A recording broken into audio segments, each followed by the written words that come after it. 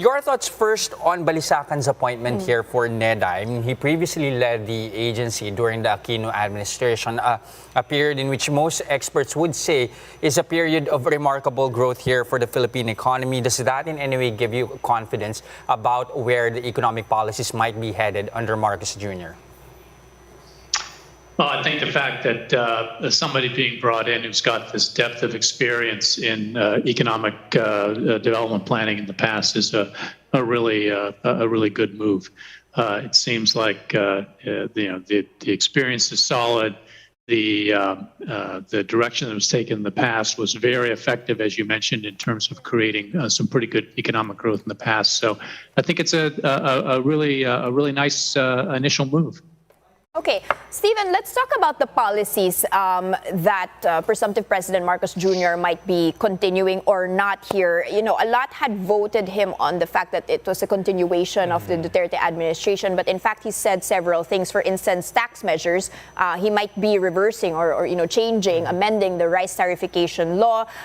He's also not wanting to sell the government assets to fund the fiscal deficit. He also wants to reconnect with the U.S., presumably, versus the Duterte stance, which was more China-centric. Your thoughts on those?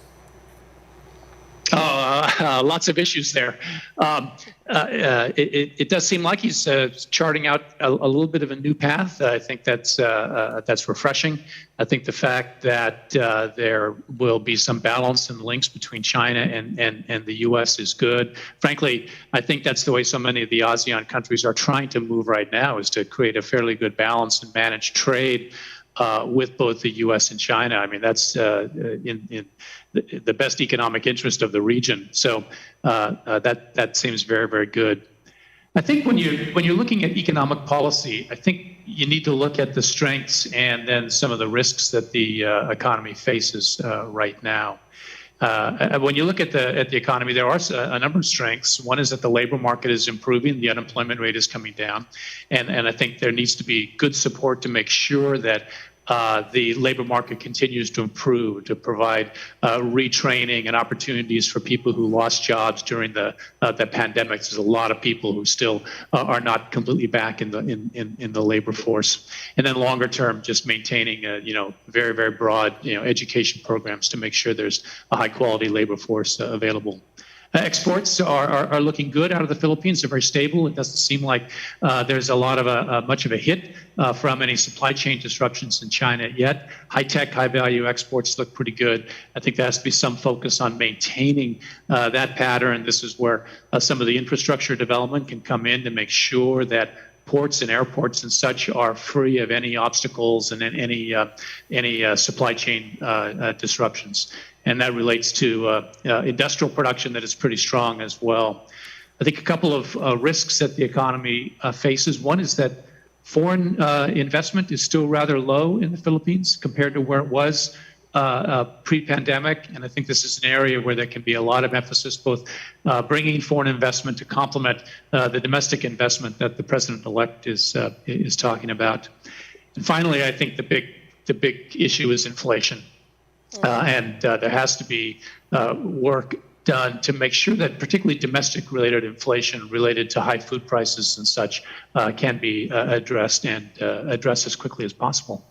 Okay, Steve, your thoughts here on another stimulus bill here, at least the first probably under the Marcos administration. I mean, you have his cousin expected to be the next Speaker of the House proposing another stimulus measure called BBM or Bayan Bangon Muli. But then you have other lawmakers pointing out that he has little room here for budgeting for the rest of the year, considering that 90% of the government's budget has already been disbursed. Your thoughts on where perhaps the next administration could at least find sources to fund that, and what exactly would a new stimulus bill do for the economy?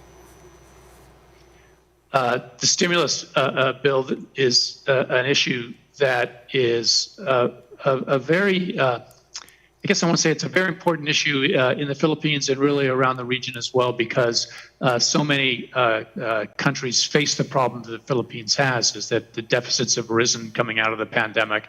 There's not a lot of wiggle room in terms of budget, particularly on the current budget, as you mentioned, because expenditures have already been made. I think they have to find ways to very, very carefully target expenditures towards investment and towards the labor force. I would say those would be the two highest priorities that could be made in the very near term in order to keep economic growth on its recovery path and really ensure that the economy picks up steam over the next 12 to 18 months or so. Stephen, what's the difference? Some are touting that this is just a renaming of Bayanihan 1, Bayanihan 2 change. What difference is this BBM bill stimulus gonna really do? And did you do, or would you prefer just a continuation of the stimulus bills already in place in President Duterte's term? Well, the stimulus bills that President Duterte had proposed, I thought were fairly much on target, particularly as they were focused on bringing investment back into the country and infrastructure and such. And I think those are aspects that still need to be continued. So I don't expect that there will be a big change coming out of this any new program.